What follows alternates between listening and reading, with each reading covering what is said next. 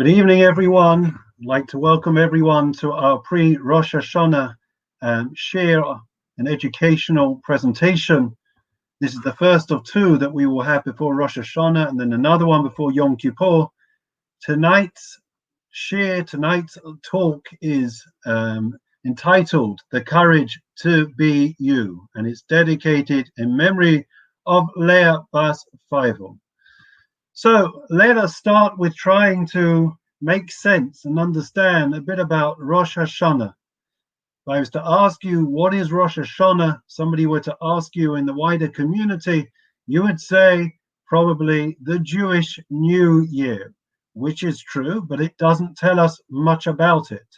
Compare and contrast the way that we choose to celebrate our New Year and that of our non-Jewish neighbors. They celebrate their New Year in a very, very different way. So what is it that is so unique, and what are we meant to understand and appreciate and connect to when it comes to Rosh Hashanah, the Jewish New Year?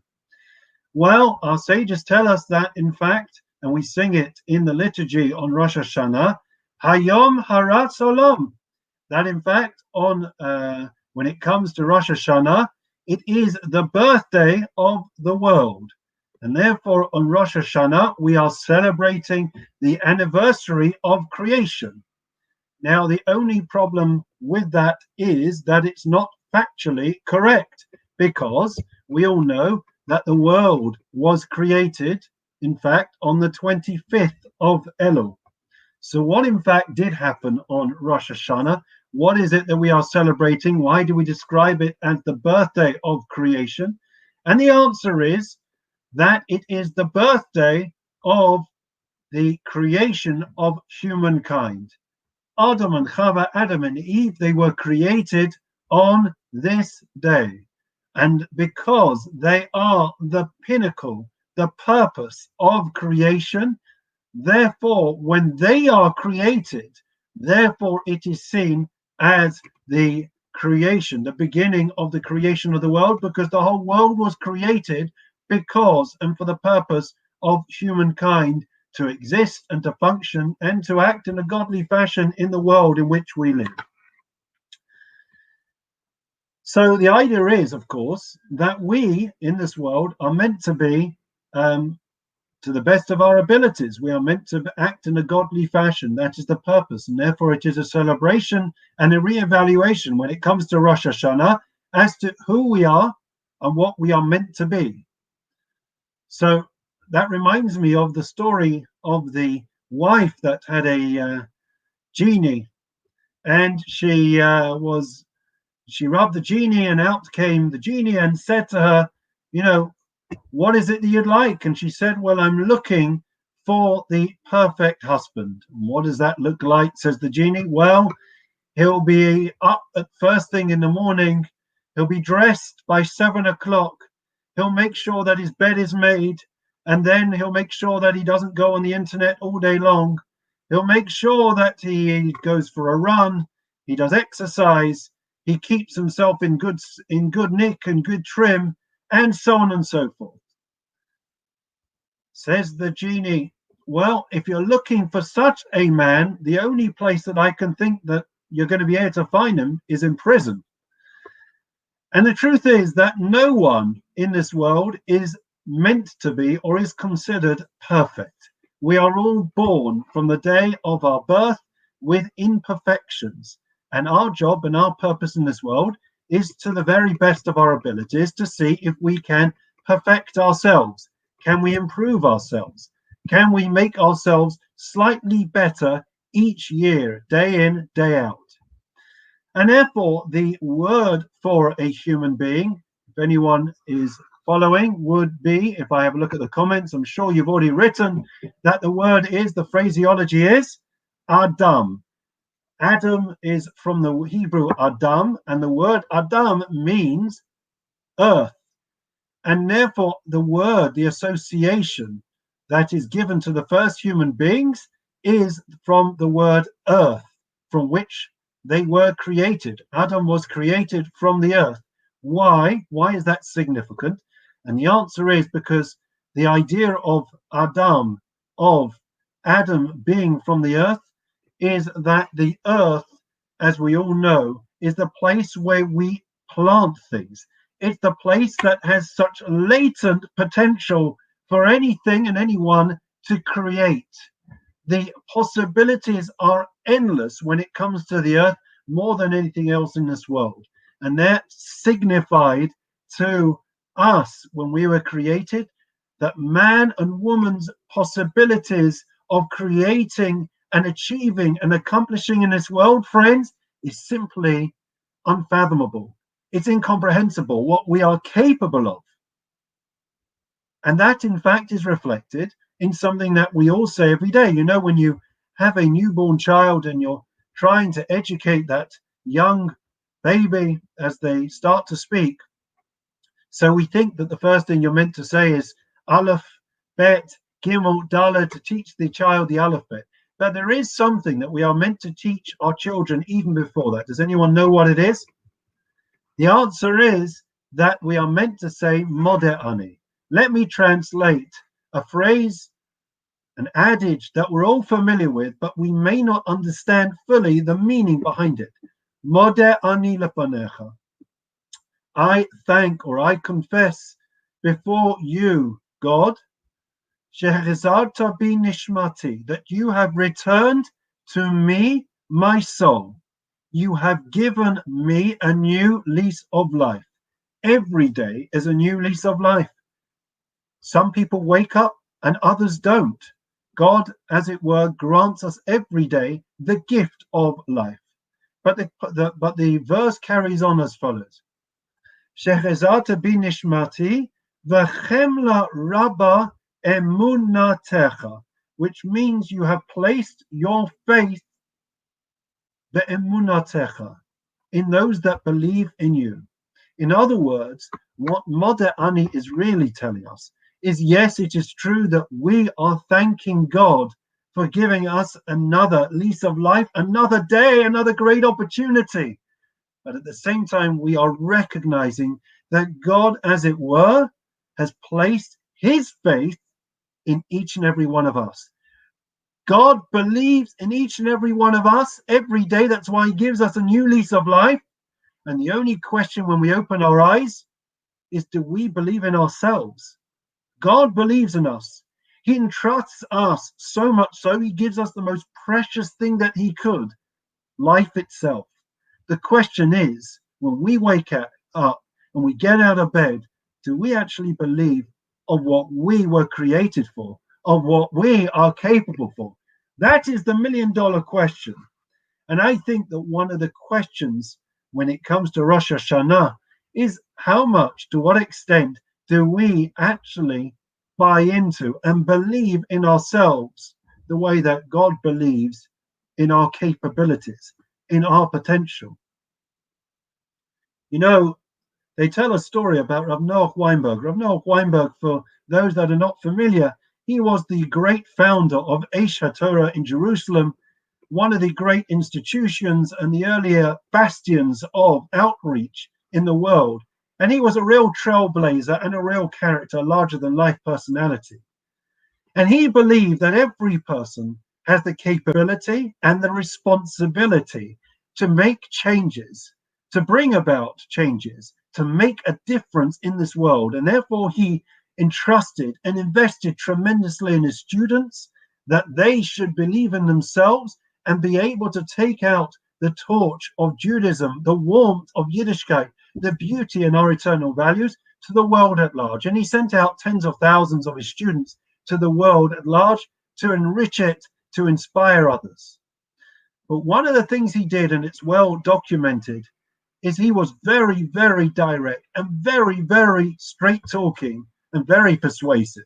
And one of the things that he said when he met people is he asked them as follows. He asked them, do you believe that you can change the world? Very often the answer that his students initially gave was a shrug of the shoulders or an outright flat no. Who am I? What am I? I'm a 20-something. What am I going to do in this world? And then he turned to them and he said very powerfully, shockingly, He said to them, "Do you believe that one person could kill 6 million people?" His words, not mine. And the student would think about it for a moment, and then he would respond, realizing that he's referring to Hitler. Yes, one person could have such influence, such power, that they could annihilate 6 million lives or more. And then he said, if that is true of somebody that brought about wanton destruction in the world, then you must believe that one person, conversely, can influence 6 million people in this world. And after a while, the student would turn to Rav Noach Weinberg and say, I guess so. It must be. The converse must also be true, that you can, if you can, have a negative impact for 6 million, you can also have a positive impact for 6 million. And Rav Noach Weinberg continued and persisted with his students. He said to him, so why is it you think that the negative happened and the positive isn't happening? And he said, you know why? Because when that terrible person called Adolf Hitler stood up and looked at himself in the mirror every day, he said to himself, I believe in myself and I believe that I can do what I believe in. I can destroy all the Jews. I can bring about the final solution.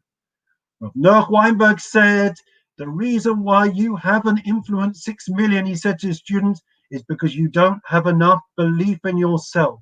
If you truly did, then you could influence, inspire, enlighten, emblazon this world to make it a better place. It is such a powerful idea for us to think, each and every one of us, of the impact and influence that we can have beyond ourselves with those around us, if only we were to realize and to reflect and to go through a process of introspection before Rosh Hashanah and to say to ourselves, who are we? What are we? What are we capable of? Think about COVID. Think about what people achieved.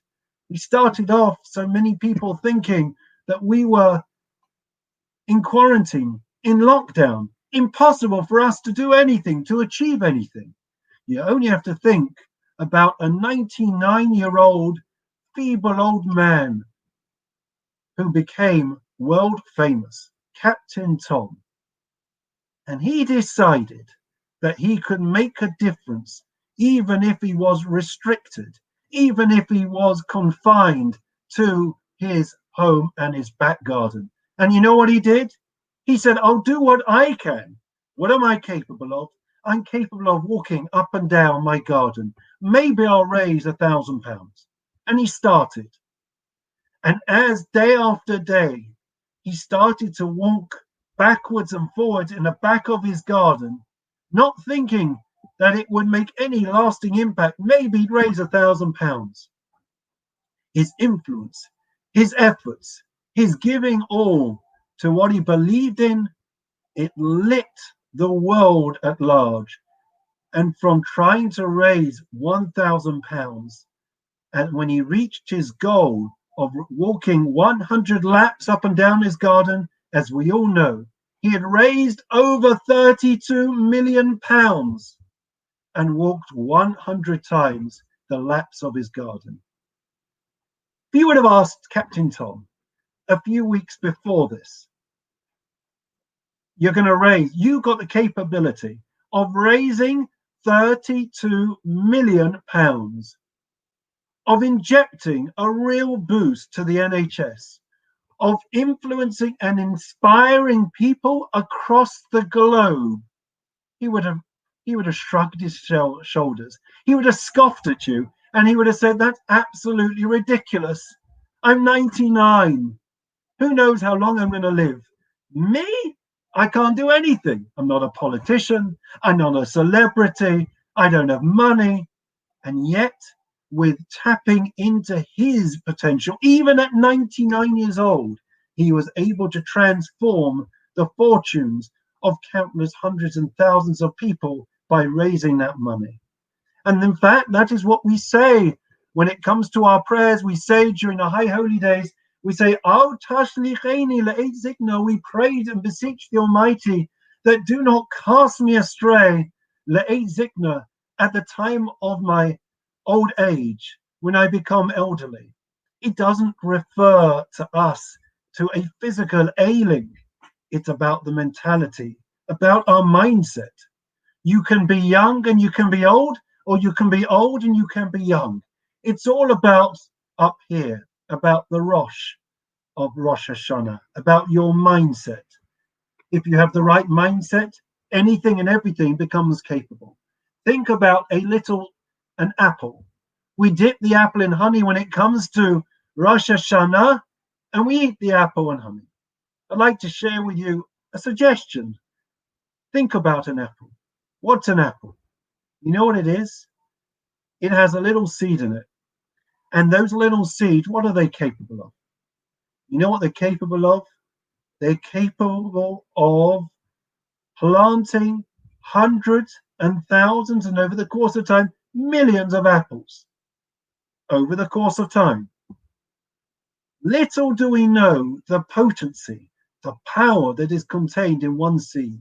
And that is why we dip the apple in honey, perhaps many other explanations, for us to realize, for us to remind ourselves who we are, and what we can achieve.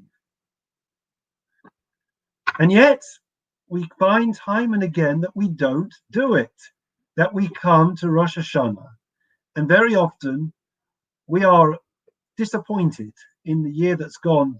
We didn't achieve as much as we would have hoped. What is it that stops us? Let me share with you a couple of anecdotes and stories that I think will demonstrate the point. The first is a story about a man called Mark.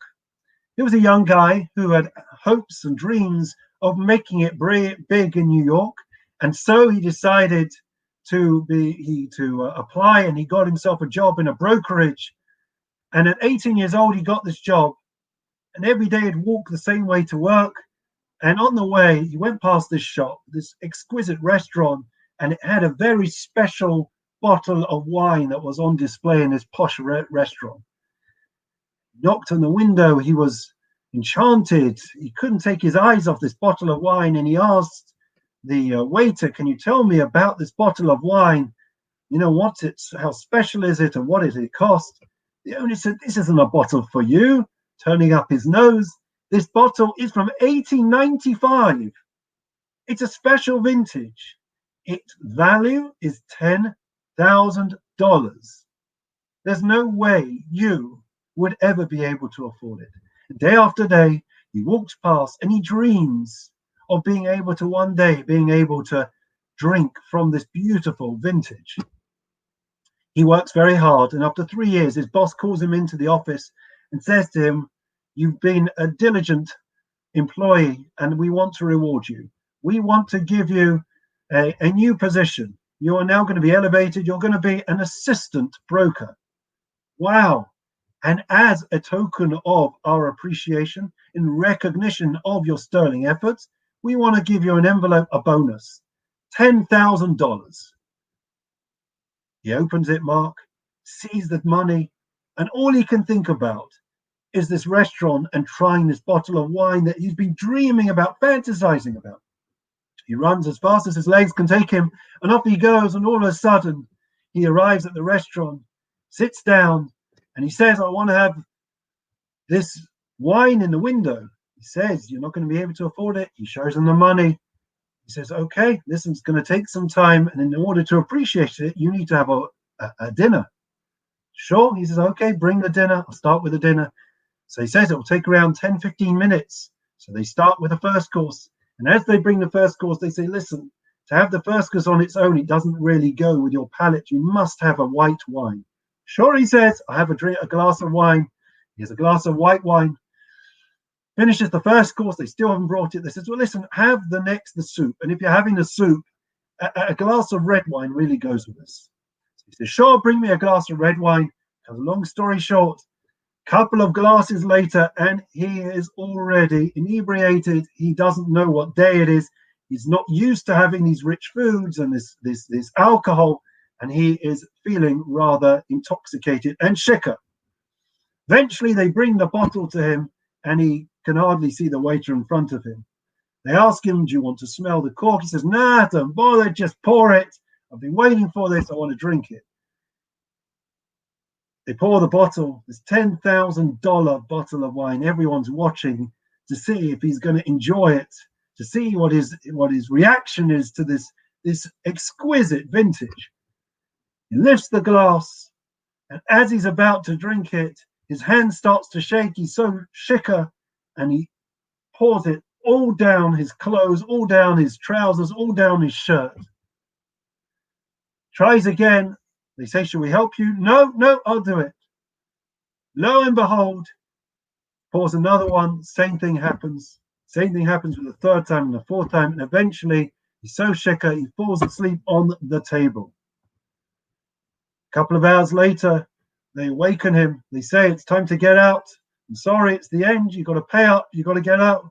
He says, I haven't had my wine. I'm waiting for my $10,000 bottle of wine. They say, you drank it. You finished it. You wasted it. He says, I don't believe you. You're lying to me. They say, whole fight broke out. They say, come with us. They took him up to the manager's office. And lo and behold, they see this video camera on his table. And they replay the film. And he sees what happened, how the whole night played out, how he had tried the other wines. He'd been distracted and had the soup and had the first course, and he'd become intoxicated with the cheap wines rather than waiting to be able to taste and enjoy this beautiful, exquisite vintage, a once in a lifetime opportunity. And of course, he cried his eyes out as he realized he had missed out on this moment that he had waited for years on end. And this analogy, of course, is so fitting for life itself, because so often when we go through life, that we are distracted by things that are not really, when we take a step back and we reflect afterwards, that important. They're not the key things. They're not the principal things. They're not the things that we really cherish.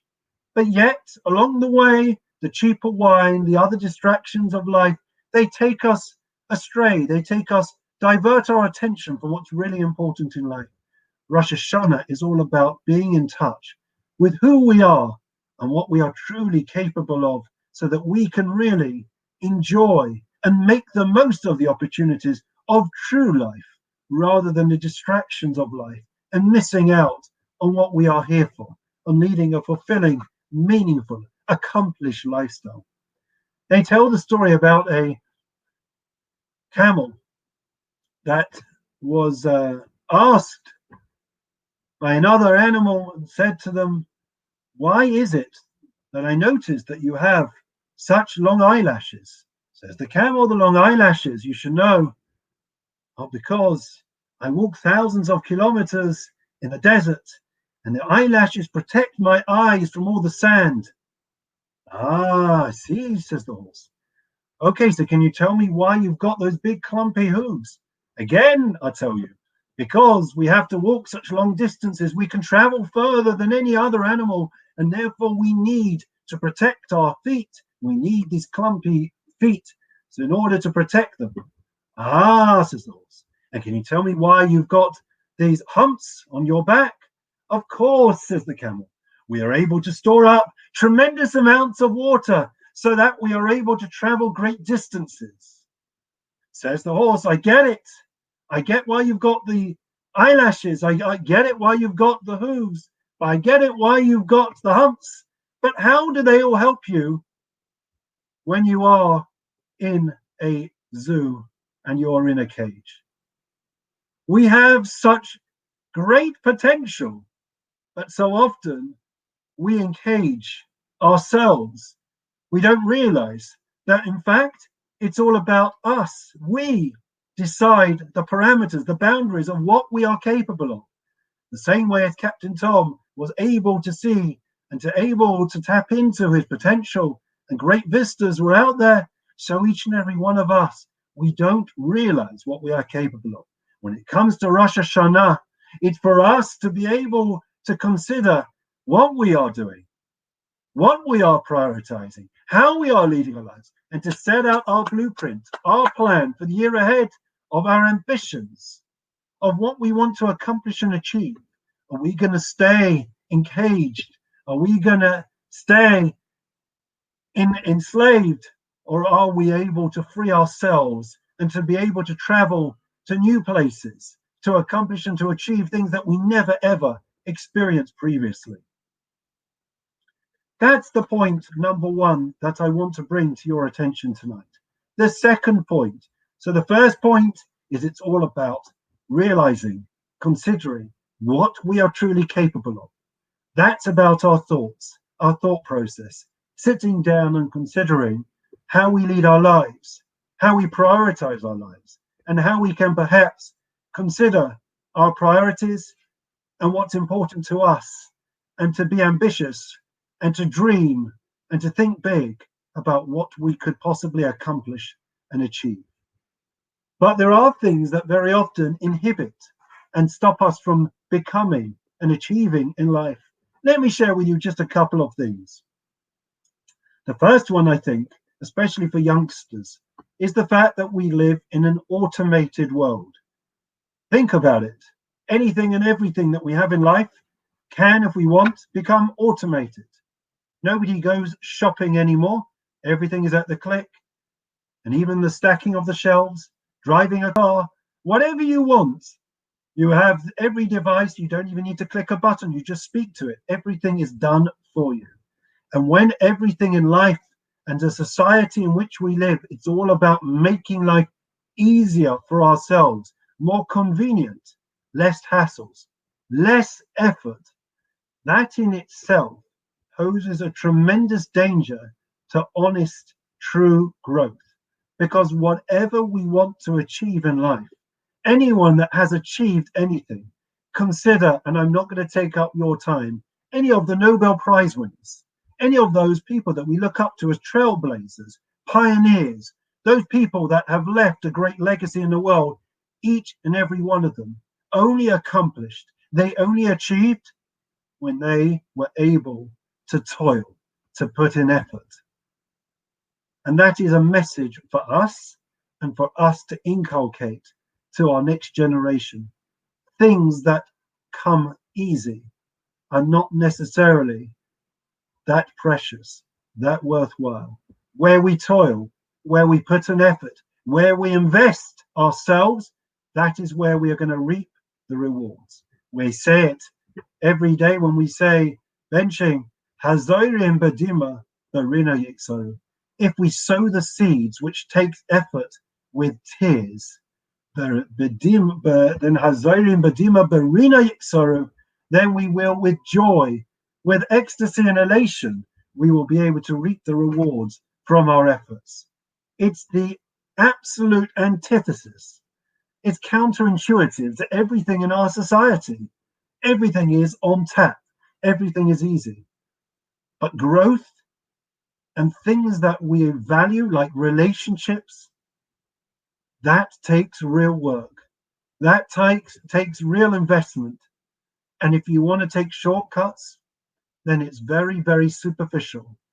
And sooner or later, you'll see that you haven't really built real connections, be it between yourself and your fellow human being, your spouses, your children, your parents, your friends, or between us and the Almighty. If it's only superficiality, if it's only lip service, it doesn't last. It quickly dissipates, it disappears. But if it is that it's something that we've grafted, that we've invested ourselves in, that's something that's long lasting. That's the first point which we have to ensure, that in terms of things that we truly cherish, we invest in our efforts. The second point, and the final point, and I want to make tonight to each and every one of you, is that the only way that we can truly grow is the way that all great scientists, pioneers, discoverers, whoever they were in this world, authors, musicians, Beethoven, Mozart, whoever you want, Da Vinci, it doesn't matter who it is. There is only one way, in addition to the efforts that you put in, that you can truly grow. And that is by being willing to recognize our faults, our failings, our mistakes, and being able to be prepared to look at ourselves in the mirror, take a long, hard look and to say, I'm not perfect. I'm not going to deny my wrongdoing. I'm willing to have the courage to face up to who I really am. That takes tremendous strength of character, but that is really the way of growth. Let me explain a bit more. Consider the following. What was Moses' greatest accolade? Moses, of course, was the greatest Jew, Moshe Rabbeinu. What was his greatest accolade? So many of you would say, perhaps, I don't know, I can't see in the chat, okay? It may be that you'll say that it was taking the Jews out of Egypt, splitting the Red Sea, even the giving of the Torah. That was all of them great accomplishments, right? Standing on Mount Sinai, receiving the Torah from God, the word of God, divine revelation, speaking to God face to face. It doesn't get much better and bigger than that. Yet the Torah tells us something fascinating. Listen to this. Reish Lakish in the Talmud tells us that at the end of the Torah, there is an allusion to Moses' greatest accomplishment, where he receives all the plaudits from the Almighty. And you know what it was? It was something the most unexpected. Moses, after the giving of the Torah, you may recall, he brought down the first tablets of stone. He notices that things aren't quite the way he expected them to be underneath. The Jewish people are carried away. They weren't expecting Moshe. Moshe didn't come back in the time that they allotted, and they worship a golden calf. They engage in idolatry, the antithesis of what it means to affirm one's faith to a monotheistic God. So what does Moshe do? Moshe, of his own volition, Moshe, of his own choice, without consultation with God, he takes the tablets of stone and he smashes them down in front of the Jewish people. I ask you a simple question. Moshe couldn't have taken the tablets, covered them up like a Sefer Torah, put them to one side, left them on the mountain, say, clearly the timing's not quite right. Let me sort out, whilst I've been out the classroom, let me sort out the Jewish people, and then God, I'll come back and pick them up. It was the word of God. Why did Moshe smash them? Not only that, friends, it gets worse. What did Moshe do with those smashed tablets of stone? Did he bury them? Did he leave them behind? Not Moshe. Moshe took those broken shards of the word of God and he placed them in the ark. He received a second set of tablets 40 days later, and he placed the first tablets which were broken in the ark along with the second set of tablets. Oh, why would you do that? When you see a smashed set of tablets, those shards which were kept in the ark, in the tabernacle, and then eventually in the Holy of Holies, where God's presence dwelled, it would be a constant reminder about the failures, about the absolute catastrophe, the mistakes, the sin, the transgression, the misdeeds of the Jewish people. Why, oh, why did Moshe want a constant reminder? Not only that, God says to him, Moshe, great job. I didn't command you, but Shekoyach, God says, Yeshakayach Sheshibata. I want to wish you Shekoyach. This is one of the greatest things that you have ever done. Why? Why? Why can't we forgive and forget? The Jewish people, we know, we never bring up the past. We've discussed it in Maimonides in the morning. Forget it. They made a mistake. They were forgiven by God. Salachti kidvarecha, move on. And I want to share with you an incredible idea that Reish Lakish teaches us. Reish Lakish teaches us from this whole episode and debacle that when Moshe was teaching the Jewish people, that up to this point in history, The Jewish people were able to serve God from the time they left Egypt until Sinai in a wholesomeness, in a perfective state. But now they were going to serve God from a different place. After the smashing of the tablets, they had sinned. And mistakes, transgressions, misdeeds, it was inevitable. They were not going to remain on the level of the giving of the Torah.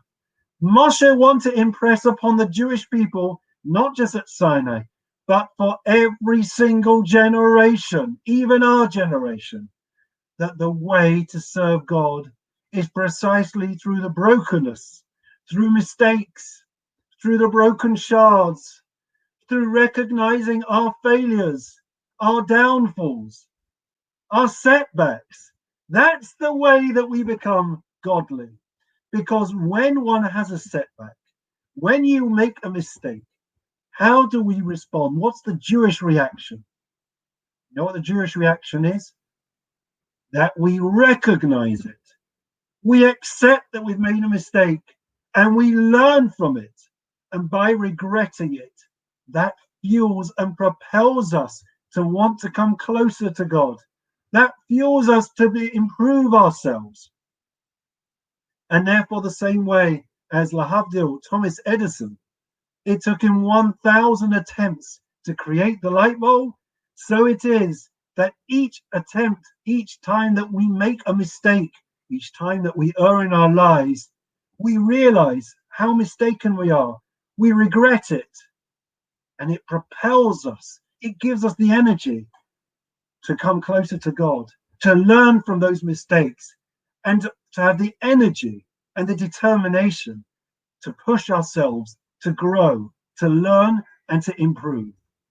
And that is why it was so important that those broken shards should remain for all time in the ark, because it was a reminder that it is through brokenness, it is through the mistakes and learning from our mistakes, it is through our downfalls, our setbacks.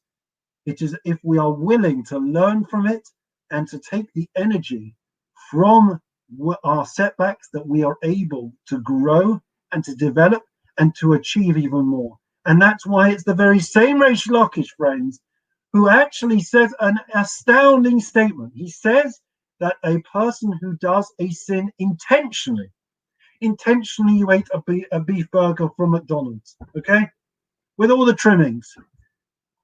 It comes before Yom Kippur, and you reflect on it, and you said, I can't do this. I can't kid myself anymore. It was such a terrible thing. I really regret it, and I want to come closer to God. That energy of the regret, that energy of wanting to come closer to God comes from the sin, and therefore it is transformed. That sin becomes a merit. It becomes a schus, a mitzvah. You know why? Because it is the cause, the downfall is the cause of our rise. It is such a powerful lesson. Of course, we're not advocating that we should go around and give ourselves even more opportunities for coming back, for returning. Of course, we try to minimize our wrongdoing. In fact, they tell the story of Lev Yitzchak of Berdichev, who knew a man, this great rabbi, always saw the good in everyone. And he notices that there is this guy, and this guy was an out-and-out sinner.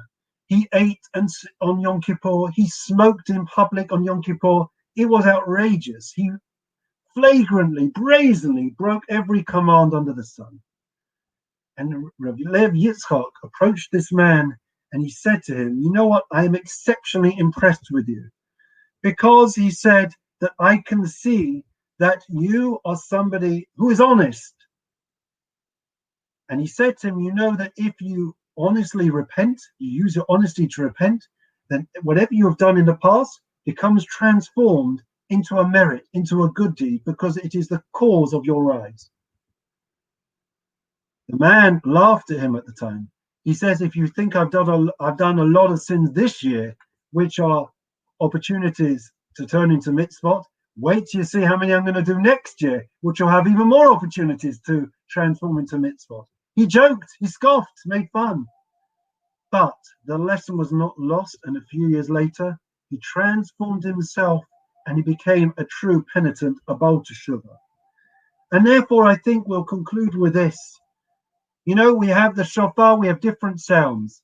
The tekiah, long straight sound, the shivarim, the trua, and then the tekiah. We have a sound which is a triumphant sound, the tekiah. That's the way we start off in life, symbolizing the fact that we start off without sin. Then we have the sound of the shivarim and the trua. You have a broken sound, a sound where we stumble and we fall, and then we regret. It's a sound of brokenness, a sound of cry. But from that brokenness, from that teruah, we know that what emerges is eventually a tekiah, a straight sound. That out of that brokenness, out of that crying, it is the cause of our rise. And eventually we know we can come to a tekiah gadola, the last sound that we hear. We blow triumphantly, the sound which will be blown at the time of the Messiah, at the time of the ultimate redemption, which is a sign of our success, our triumph.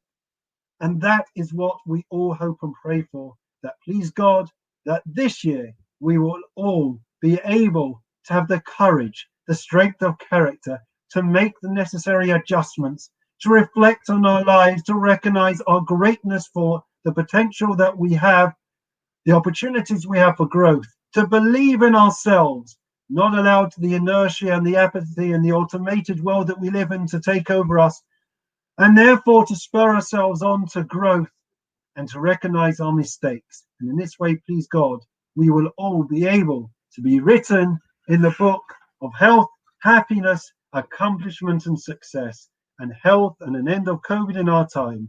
Wishing you all well, keep safe, look after yourselves. Wishing you Hashanah Tova.